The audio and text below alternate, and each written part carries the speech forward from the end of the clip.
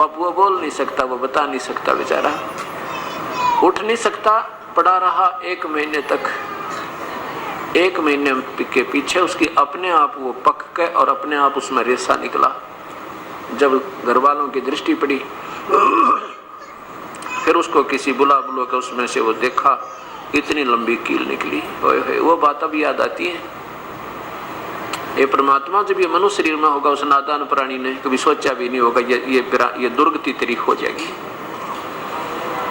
अब ना ये भी नहीं बता पाया मेरे दर्द कहाँ है।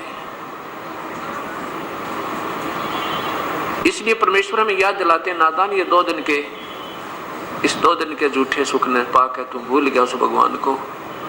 फिर याद करो परम पिता को। कोई बात नहीं, कहते पीछे गई सो जाने दे, बाकी की बचाओ अपनी। अब जो पुण्यात्मा सत्संग में आते हैं, ऐसा नहीं कि वो भक्ति नहीं कर रहे, वो तो जरूर भक्ति कहीं न कहीं आड़ उन्होंने ले रखी है। तभी तो उनमें कसक है कि संत के दर्शन करने चलते हैं। संत आए हैं, नाम सुनते गदगद हो जाते हैं, क्योंकि भक्त आत्मा के अंदर विशेष कसक होती है परमात्मा की पानी की। और उनको ये भी मालूम होता है कि परमात्मा संत ही रूप में आ जाता है, आता है और फिर वो ही अपनी महिमा आप बताता है। और ना जाने कब और किस समय उसके दर्शन हो जा। इसलिए ये प्राणी, ये प्यासी आत्मा उस परम पिता के दर्शनार्थ ये तड़पती रहती है। उसके लिए फिर अपना कहीं ना कहीं ये सत्संग में जाती है। फिर वहां जहां भी हम जाते हैं, क्योंकि पुण्यात्मा का एक स्वभाव होता है, ये जहां भी जाती है इसको सब अच्छे लगते हैं, क्योंकि वो स्वयं अच्छे हैं।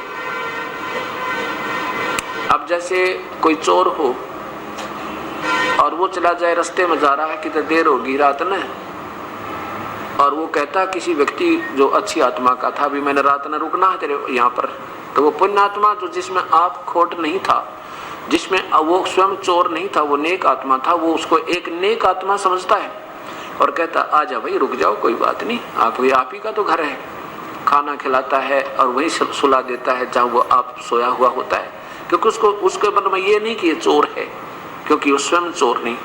और वो चाहे भले ही रात्रि में कोई नुकसान भी कर जाए उसका, पर उस समय उसके मन में ये नहीं आता ये वास्तव में चोर होगा, क्योंकि वो स्वयं चोर नहीं। और चोर के घर पर जाकर चाहे कोई सा भी रुक जाओ, कितना नेक आत्मा डट जा रात ने, वो सारी रात चोर ना सोए, कहीं कुछ उठा ना ले जा रात ने, क्योंकि वो स्वयं कमजोरी उसके अंदर है। ऐसे जो पुण्यात्मा होती है उनमें आप दोष नहीं होता। इसलिए वो जो भी जहाँ जाते हैं, जिस भी स्थल पर जाते हैं, किसी संत के दर्शनार्थ जाते हैं, उनके वचन सुनते हैं तो उनको सभी संत बहुत अच्छे लगते हैं, सबके विचार अच्छे लगते हैं और सब प्रभु का मार्ग ही बताते हैं। इसलिए पुण्यात्माओं में एक प्रभु के पाने की विशेष तरफ होने के कारण वो स्वयं कोई अपने मन में एक वाद विवाद भी नहीं आने देते। अब कहने का तात्पर्य दास का ये है कि हम कोई भी कार्य को करें तो उससे पहले हम उसके बारे में पूर्ण परिचित होना चाहिए। अब जैसे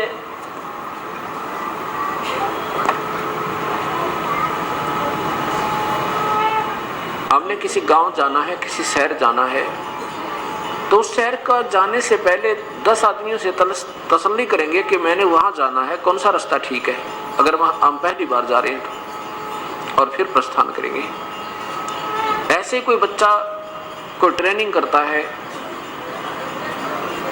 कोई कोर्स के लिए तैयारी करता है, तो पहले उसको पूरा ज्ञान हो जाता है कि ये कितने दिन में, कितने महीने, कितने वर्ष का ये ट्रेनिंग कोर्स है, और इससे फिर मुझे लाभ क्या होगा, मेरी कितनी तनख्वाह होगी। तो ऐसे फिर वो जब उसको पूर्ण ज्ञान हो जाता है, फिर वो तन मन धन लगा कर अपनी सिरदर्द की बाजी लगाकर उसको पूरा